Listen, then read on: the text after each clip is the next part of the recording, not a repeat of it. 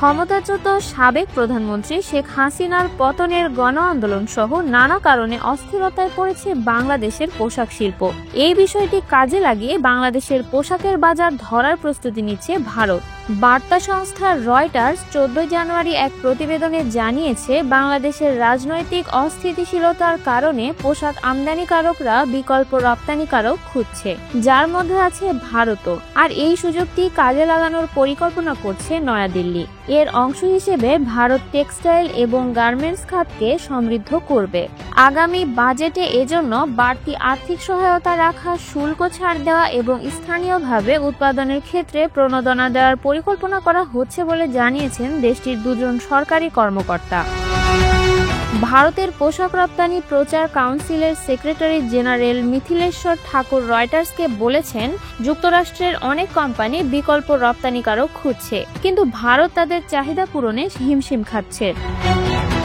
ভারতীয় পোশাক খাতে প্রায় 4,50,00,000 মানুষ কাজ করেন।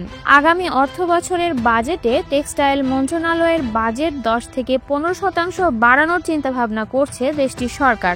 বর্তমানে এই মন্ত্রণালয়ে 44.17 বিলিয়ন রুপি বরাদ্দ দেওয়া হয় বলে জানিয়েছে একটি সূত্র।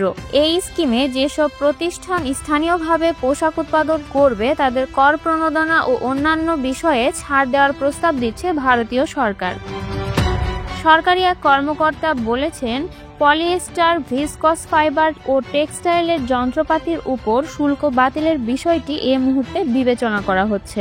বর্তমানে ভারতে ফাইবার আমদানিতে 11 থেকে 27% শুল্ক দিতে হয়, যেখানে বাংলাদেশে এক্ষেত্রে উল্লেখযোগ্য কোনো শুল্কই নেই। বিষয়টি ভারতীয় পোশাক শিল্পের উপর প্রভাব ফেলছে বলে জানিয়েছেন এই সরকারি কর্মকর্তা।